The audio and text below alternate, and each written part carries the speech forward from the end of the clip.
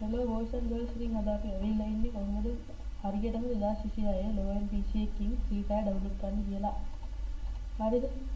ඉතින් ඉතින් මම ඉස්සෙල්ලාම මගේ specs වලට ගෙන්නන්න. මගේ specs කියනවා මට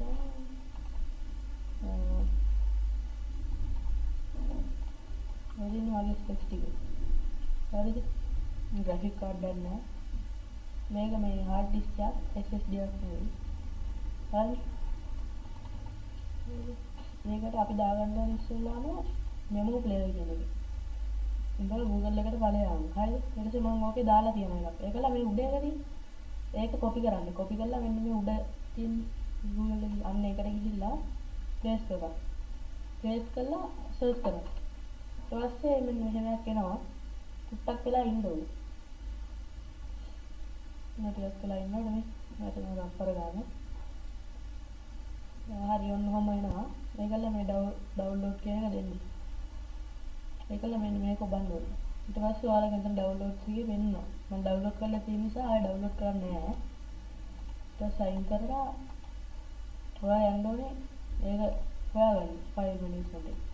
ඉතින් ඩවුන්ලෝඩ්ස් වලට ගියපුවාම මම කලින් ඩවුන්ලෝඩ් කරේ හින්දා යට ඇත් වෙනවා. කොහමරි තමයි මෙන්න මේ වින්නාරාර එක තියෙනවා. හරිද? ඒක මෙහෙම කළා මෙන්න මේක බලන්න. ඊට පස්සේ මෙන්න මේ වගේ එකක්.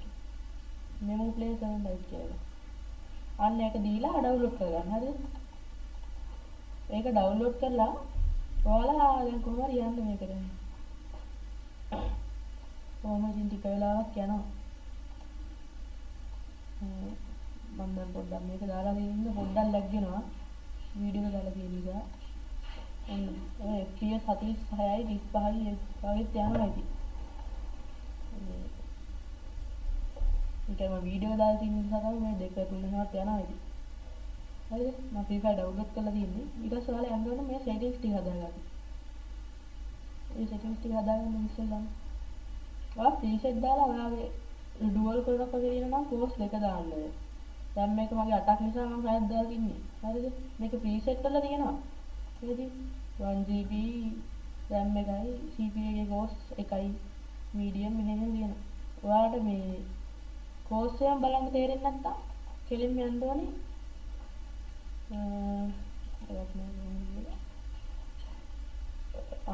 මේ task manager එකට යන්න ඕනේ. මේ මෙතන අයිනේ පොඩි ඉඩක් තියෙන තැනක එහෙම කරලා task manager කියන එක ගන්න.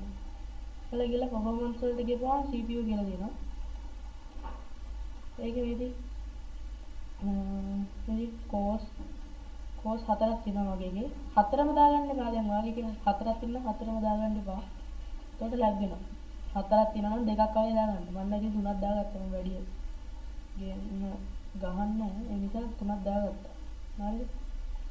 මේකට OpenGL වල තිබ්බොත් direct set දාන්න ඔයාගේ මොකක් හරි GPU එකක් තියෙනවා නම් ඒ කියන්නේ graphic card එකක් තියෙනවා නම් OpenGL දාගන්න. ඒකලා මේකෙත් කොහොමද මේ ටික හදාගන්න. ඊට ඩිස්ප්ලේ එකට ගිහිල්ලා මෙන්න මේක දාන්න DPI 280 දාලා FPS 90 120 දාන්න දෙන්න එපා. ඒකට වැඩේ වැරදිනවා. හරි ස්ටෝරේජ් ඒවා නැති වැඩකුත් නැහැ. මෙතන මේ Asus TOF 5 කියන එක දාන්න. මේක හොඳ ගේමින් ෆෝන් එකක්.